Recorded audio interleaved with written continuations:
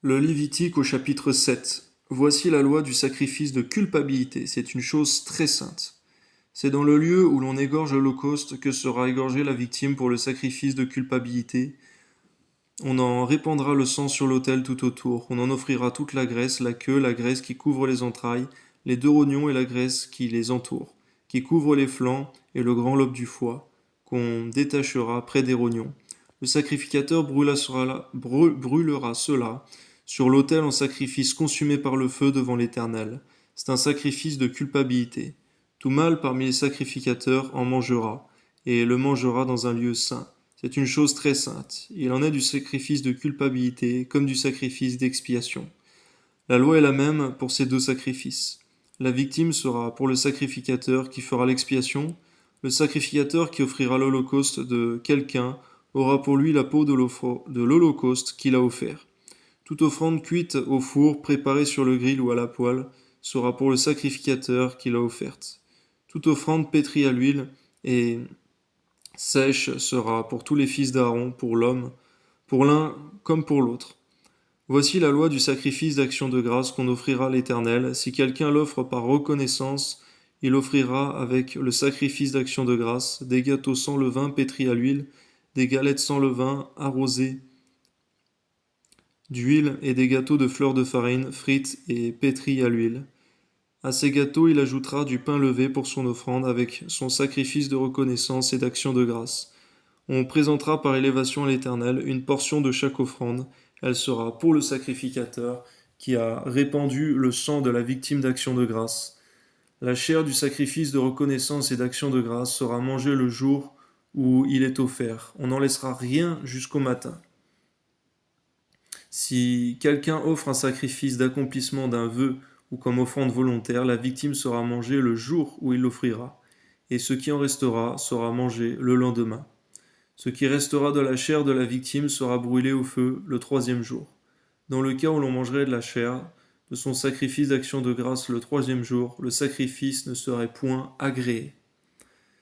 Il n'en sera pas tenu compte à celui qui l'a offert. Ce sera une chose infecte. Et quiconque en mangera restera chargé de sa faute. Seigneur, lorsque nous faisons quelque chose, donne-nous de le bien faire, Seigneur. Au nom de Jésus. Amen. La chair qui a touché quelque chose d'impur ne sera point mangée, elle sera brûlée au feu. Tout homme pur peut manger de la chair, mais celui qui, se trouvant en état d'impureté, mangera de la chair du sacrifice d'action de grâce qui appartient à l'Éternel, celui-là sera retranché de son peuple. C'est pourquoi, Seigneur, lorsque nous mangeons la Sainte Seine, Seigneur, pour commémorer, Seigneur, ta mort jusqu'à ce que tu reviennes, garde-nous de le faire, Seigneur mon Dieu, euh, sans être réconciliés, Seigneur mon Dieu, en étant dans le péché ou en ayant, Seigneur mon Dieu, de la rancune contre quelqu'un. Amen. Et celui qui touchera quelque chose d'impur, une souillure humaine, un animal impur ou quoi que ce soit d'impur, et qui mangera de la chair du sacrifice d'action de grâce, qui appartient à l'Éternel, celui-là sera retranché de son peuple. L'Éternel parla à Moïse et dit, parle aux enfants d'Israël et dit, vous ne mangerez point de graisse de bœuf, d'agneau ni de chèvre. La graisse d'une bête morte ou déchirée pourra servir à un usage quelconque, mais vous ne la mangerez point. Car celui qui mangera de la graisse des animaux dont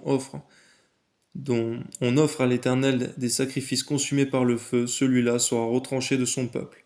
C'est pourquoi, Seigneur, lorsque nous avons, Seigneur, vraiment de gros revenus, Seigneur, de gros superflu, Seigneur. Garde-nous de le garder seulement pour nous-mêmes, mais donne-nous, Seigneur, donner pour les pauvres, Seigneur. Au nom de Jésus, Amen. Vous ne mangerez point de sang, ni d'oiseaux, ni de bétail, dans tous les lieux où vous habiterez. Celui qui mangera du sang d'une espèce quelconque, celui-là sera retranché de son peuple.